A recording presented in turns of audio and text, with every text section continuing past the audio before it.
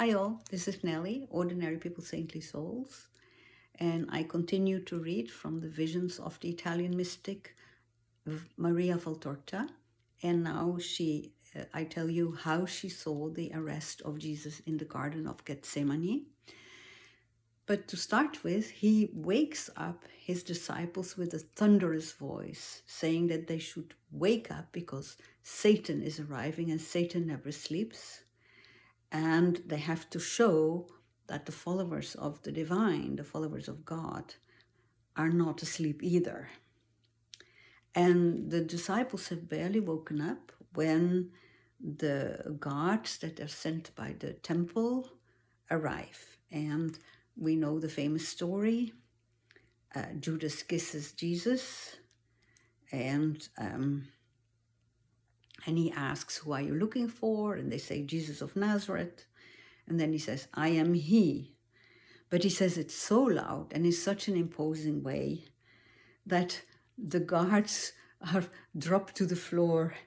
And one of them says, "As if I was struck by a thunderbolt." Only the apostles are standing, and they get really mad at Judas and they try to attack him. They start to throw pebbles at him and pieces of wood, and he flees. They just chase him away. And Jesus tells the guards to stand up, and at that moment, it is Peter who wields one of the swords that he has borrowed and that he actually obviously never has used, and in a very clumsy way hacks off part of the ear of one of the guards, who cries out, "I am dead." And everything is total chaos, and Jesus heals the guard. The apostles ran away, and the guards capture him. They tie his wrists and his waist, as if he were a dangerous madman. And then I'm going to read more from the text to show you what she saw, a little bit more literal. So, first of all, Maria Valtorta was a nurse, so she has had a medical background, and she realizes that the way the rope is tied around Jesus' waist will be hurting his liver and kidneys, because there's a huge knot constantly, pressing up and down. And they hold him as if they are holding a donkey. They each hold him on one side with their rope, and one of them even says, "Gee up, gee away, trot donkey." And they kick him at the same time, and they strike the back of his knees. So he is really not walking very steady. And at one point, he falls backward against the low wall. And then they jerk him up, and they beat him. And at the end, his mouth is bleeding.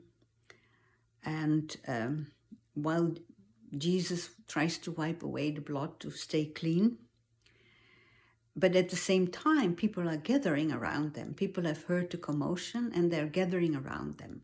And they're starting to, she says, they go down to the gravel bed of a small brook to get pebbles and stones from below. And they start to throw pebbles and stones at him. But of course, they hit the guards as well. So there is some commotion going on, but they keep trying to hit him. The people around who come out of their houses keep trying to throw stones at Jesus. And because he is tall, he seems to have been very tall, it's easy to find him and to strike him. And the guards at the same time pull his hair, throw his head back violently, and the people also fling handfuls of stuff taken from the ground, whatever it is, mud, dust, leaves, I don't know, stuff, she calls it. And so that comes in his eyes and in his mouth, and already he is wounded and it starts to hurt him.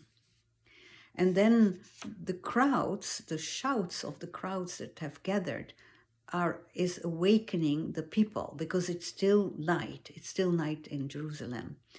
And people are starting to come out of their houses. And Valtorta says, Satan is already at work. And she gives several examples, and I give you one.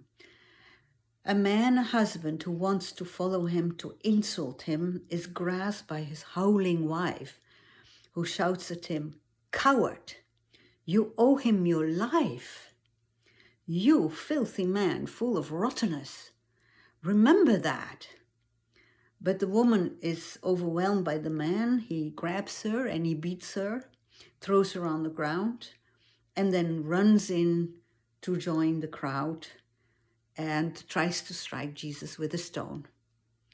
And so there's several examples of like this, of people that Jesus during his lifetime saved or blessed or was gracious to, and suddenly they have completely forgotten what he ever did for them. So the scene becomes more and more violent the closer they get to the town. And when they turn a certain corner, they were outside the gates, by the way. When they reach the gates, the Roman soldiers are quite amazed by what they see. And also there, John and Peter appear, who seem to have taken a shortcut to reach the group. And the Roman soldiers are both annoyed. They're annoyed by all the noise, and they're annoyed that they're woken up. They wanted to sleep a bit more, but they're also quite amazed. Like, why did the Jews arrest this man? And they compare him to a poor little woman because he's not violent and he does not strike back.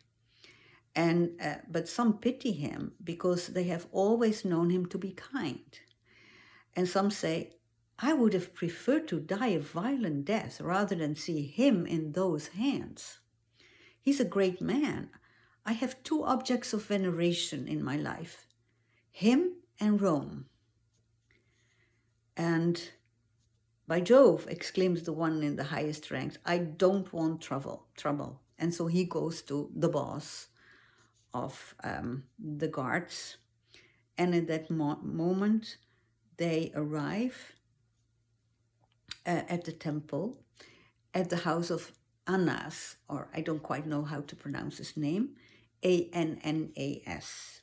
And he is the father-in-law of Caiaphas, but he used to be the former head of the council of the Jews, the Sanhedrin.